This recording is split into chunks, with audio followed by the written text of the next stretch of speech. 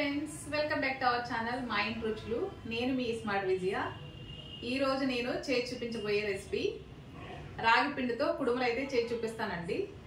రాగి పిండితో కుడుములు చేయడానికి కావాల్సిన పదార్థాలు, తయారీ విధానం ఎలాగో చూపిస్తాను. పదార్థాలు ఈ కప్పుతో 2 కప్పులు అయితే రాగి పిండి తీసుకున్నాను. 1 కప్పు కొబ్బరి తురుము, అలాగే 1 కప్పు బెల్లం తీసుకున్నానండి. తయారీ విధానం అయితే చూద్దామండి. ఇలా ఒక గిన్నెను అయితే తీసుకున్నాను. ఆల్రెడీ 1 కప్పు రాగి పిండిని అయితే వేసాను.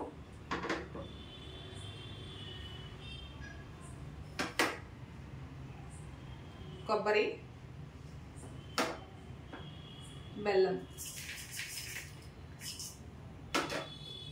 ఈ 3 ఇలా వేసుకున్న తర్వాత బాగా కలుపుకోవాలి. ఇలా కలుపుకొని ఇప్పుడు కొంచెం వాటర్ కూడా వేసుకుని పలుచగా కాకుండా మనం ముద్దలాగా కలుపుకుందాము.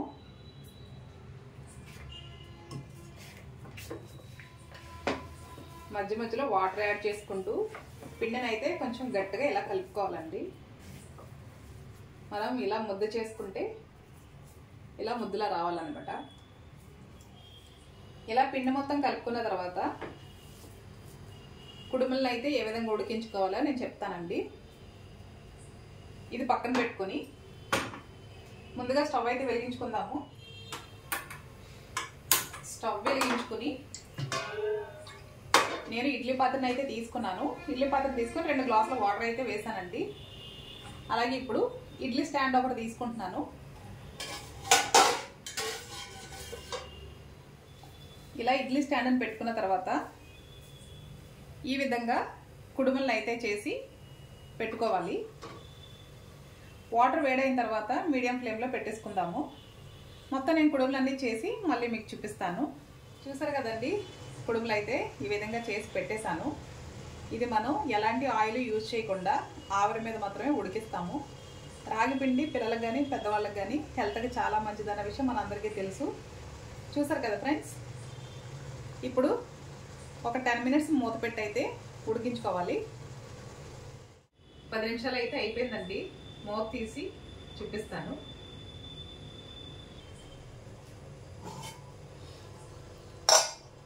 స్టవ్ అయితే ఆఫ్ చేసేసుకుంటున్నాను. ఇవి మనకి ఉడికాయో లేదో ఒక టూత్ పిక్ కానీ ఫోర్క్ కానీ ఉంటే ఇలా గుచ్చి చూసుకుంటే మనకి అంటుకోకుండా వస్తే పర్ఫెక్ట్గా ఉడికిపోయినట్లండి. ఇప్పుడు బాగా చల్లారిన తర్వాత మాత్రమే తీసుకోవాలి, లేదంటే ఒకదానికొకటి అతుక్కుపోతుంది. నేను ఒక ప్లేట్లోకి అయితే తీసి చూపిస్తాను. చూసారు కదండి, సింపుల్ అండ్ టేస్టీ రాగి కుడుములు అయితే రెడీ అయిపోయాయి.